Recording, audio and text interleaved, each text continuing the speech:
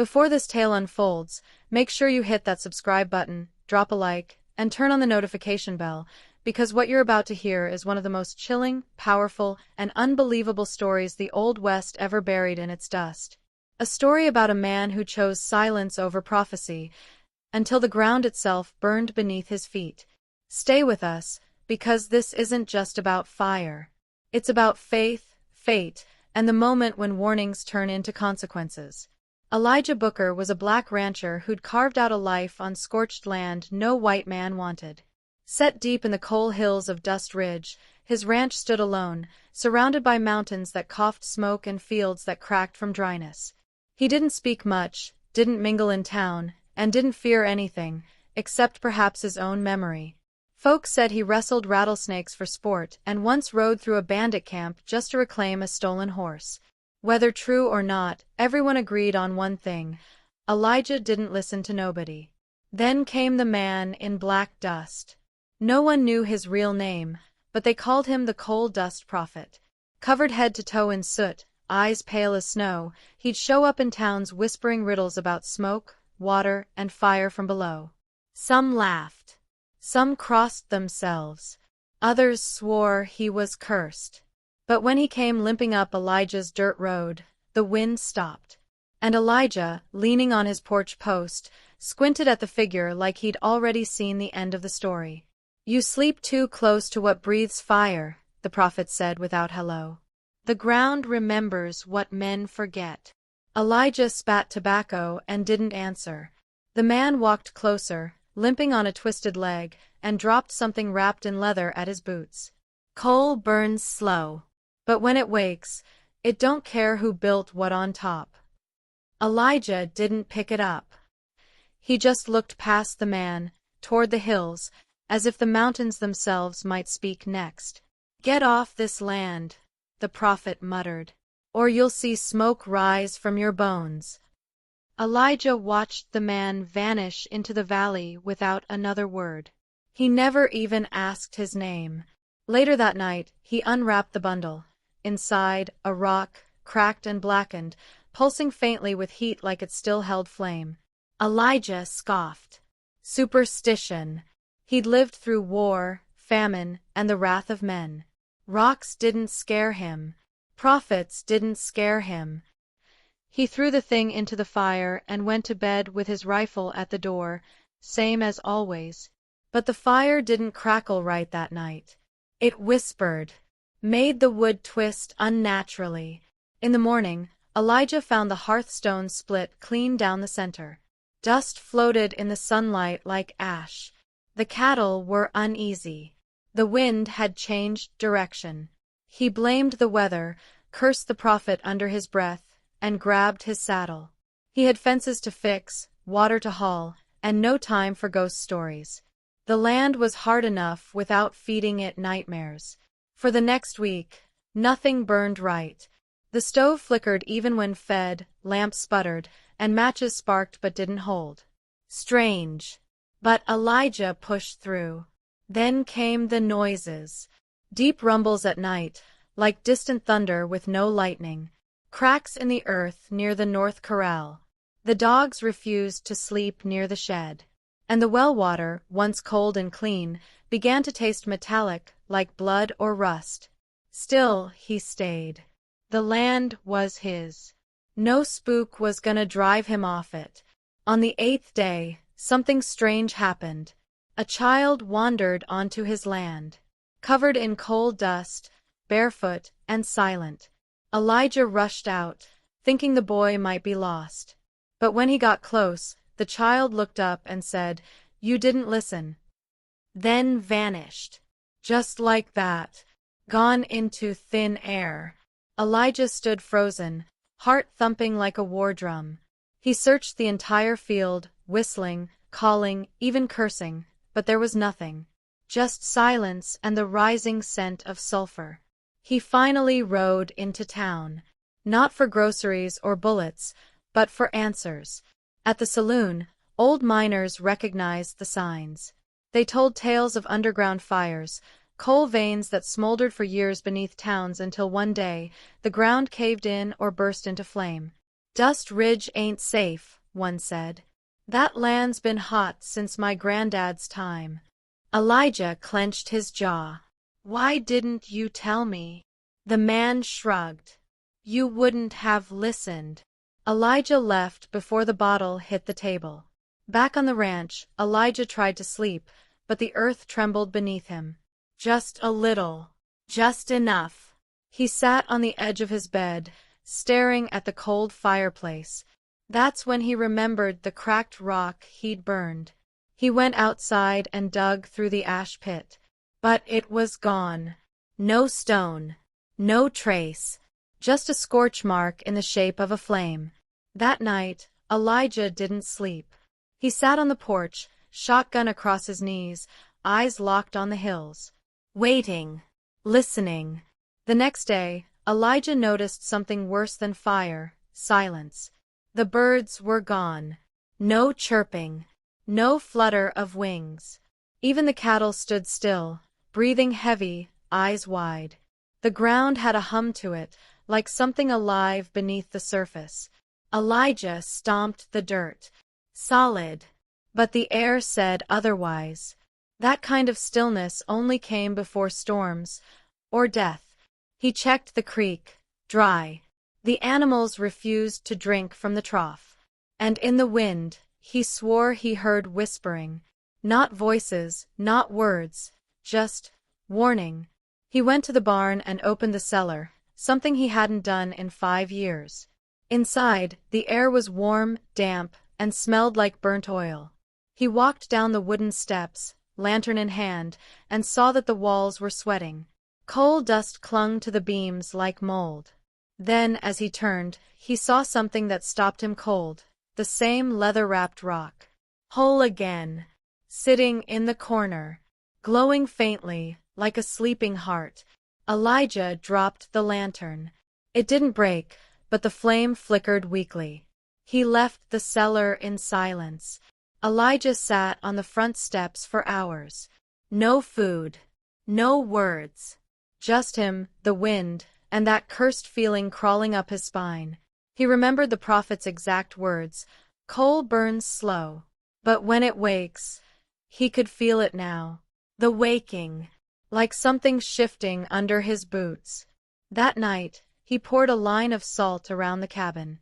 Not because he believed, but because, deep down, he was starting to.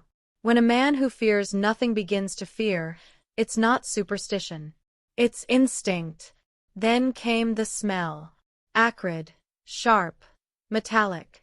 The scent of burning earth. Elijah looked out toward the hills and saw a thin column of black smoke rising straight into the sky. Not like a fire, more like a vent. A breath. The land exhaling something old. He saddled his horse and rode toward it, shotgun on his back. But as he approached, the smoke vanished. No sign of burning. Just scorched grass in a perfect circle, as if the land had opened for a second, and then sealed shut again. That night, thunder rolled across the hills, but no rain followed. Just lightning, wild and forked, dancing from peak to peak. Elijah stood in the doorway, the prophet's words ringing in his head. Get off this land. But he couldn't. Not yet. This land had been his salvation when no one else would give him soil to stand on. He'd fought for it. Bled for it. He wasn't leaving because of smoke and a ghost in coal dust. And yet, as he spoke those thoughts aloud, the house creaked like it disagreed. By morning, the fence posts had charred black. Not burned, just blackened. Like something had kissed them during the night.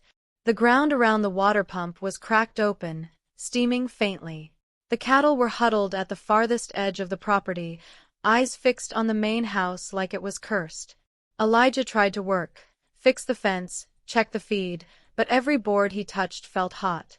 Not sun hot, fire hot. Something ancient was waking, and it was crawling toward the surface one breath at a time. Then, for the first time in years, Elijah prayed. Not loud, not proud, just a whisper, a request. Not even for safety, just for clarity. As he knelt in the dirt, the wind stopped again. And then he heard footsteps. Soft. Slow. Behind him. He turned, hand on his rifle, but there was nothing. Just the same coal dust footprints leading to his porch. The same ones from the prophet. Only this time, they didn't stop at the door. They went inside. He stormed into the cabin, heart pounding, every shadow now looking like it might speak. The air was thick. Heavy. The hearth was cold, but the floorboards were warm. In the center of the room, carved into the wood, was a symbol. Circular, scorched, unfamiliar. Not written by hand, but burned in. Elijah didn't understand it, but somehow he knew. It was a countdown. A warning. The land was done whispering. It was about to scream. That night, Elijah packed a satchel. Not to run, but to be ready. He filled it with matches, water, jerky, and one extra rifle. He fed the horses, checked the hinges on the doors, and cleaned the shotgun. He lit every lantern in the house. And still, the shadows grew thicker. Around midnight, the ground trembled once more, not gently this time. This time, it cracked. A deep groan echoed through the valley, like a giant exhaling underground. The fire had stirred. But it had not yet risen. Elijah stood in the field, facing the hills. The wind howled like it was warning everything still living to leave. But he stayed. He always stayed. That's who he was. A man of grit, of silence, of blood and soil. But now, he wasn't so sure. The prophet's face came back to him. Not as a ghost. Not as a vision. But as truth. A truth ignored. And in the sky, the stars blinked out one by one, until only smoke remained between earth and heaven. At dawn, the first flame appeared, not from the ground, but from the sky. A red bolt of lightning struck the base of the mountain, and fire erupted where the prophet once stood. Not a spreading flame. Not natural. It was vertical, like a pillar connecting earth to something above. Elijah watched from the ridge, mouth dry, hands trembling. The fire didn't burn out. It pulsed, beat like a heart, and just beneath its rhythm came the sound of voices. Crying, begging, singing, as if something old and angry was waking to an ancient hymn. Elijah rushed back to the house. The cattle had vanished. The horses were silent. The air was thick with smoke, but no trees had burned. The fire wasn't touching wood, it was burning memory, touching guilt, consuming things unseen. He entered the house and found it glowing from the inside. That coal-wrapped stone sat on his kitchen table now, unmoved, untouched, and yet there it was. This time it cracked, and from within came a faint light, and a voice, low, whispering, "You were warned." The roof snapped like dry twigs. Walls split. But there was no heat. Elijah looked around and saw every nail floating, pulled from wood by invisible hands. The cabin lifted slightly off the ground, not lifted by wind, but pressure. Like the land was inhaling and the house was caught in the breath. Then, just as quickly, everything dropped. Silence followed. Elijah stood among broken wood and spinning dust. And on the wall, carved by fire itself, were 5 words that chilled his blood. One man stayed too long. Outside, the land bled light. Not red, not orange, but something darker, ancient. Like coal dust mixed with starlight. It seeped through cracks in the dirt, moving like ink in water. Elijah backed away from it, but it followed. Every step he took, the dust coiled toward him like smoke searching for a mouth. He ran to the barn, slammed the door, and barred it. But deep inside, he knew, this wasn't something you could hide from. Not anymore. He had made a choice. He had ignored the prophet. Now, the fire had come for him. In the barn, his breath grew short. The air turned to ash. Shadows danced around him, forming faces. Some he knew, his father, his brothers, old cowhands. Others were strangers with eyes like coal. Each one stared in silence, until a single phrase echoed from every mouth. "He warned you." Then they vanished. Elijah dropped to his knees, coughing, eyes burning. Through a crack in the barn wall, he saw the hills blaze again, a second bolt and a second pillar of flame. This one closer. The fire wasn't just coming. It was hunting. He burst from the barn, coughing, shouting, but no voice came out. The land had stolen sound. His thoughts rang louder than his breath. He dropped to the ground, tried to dig with his hands. To what, he didn't know. Maybe to bury the coal. Maybe to bury himself. But the earth was hot now, soft like flesh, breathing. As he clawed deeper, something grabbed his wrist, not physically, but something in his mind. A memory. The prophet's eyes, full of sorrow. "You have 3 days." Elijah whispered, "How many's left?" Just then, rain fell. But not water. Black droplets, thick like oil. And where it touched the ground, steam rose. The fire had sent its first warning. Elijah backed into the cellar, now the only place untouched. As he descended, the walls glowed faintly. The same symbol, scorched into the floor weeks ago, now pulsed. Alive. He sat in the dark, heart racing. A man can fight man. A man can fight storm. But what fights fire that comes from beneath, wearing prophecy like skin? The fire didn't consume his land. It revealed it. Underneath the ranch was something buried. A vein of living coal. Not ore. Not fuel. A prison. Old as the earth. The prophet hadn't been a lunatic. He was a guard. And when he warned Elijah, he wasn't threatening. He was begging. Elijah now understood. His presence, his blood, his stubbornness had broken the seal. The fire hadn't come for revenge. It had come home, because he had let it out. As the dawn broke again, Elijah stepped outside. No smoke, no flame, just stillness. But the world was different. The grass no longer grew. The animals never returned.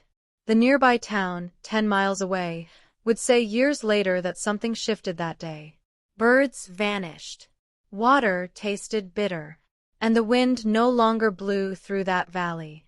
Elijah lived, but he never spoke again.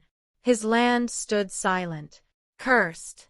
And every spring, a pillar of flame still rose on the edge of the hills, a reminder of what was ignored. So if you ever pass near Devil's Hollow, don't stop. Don't light a fire.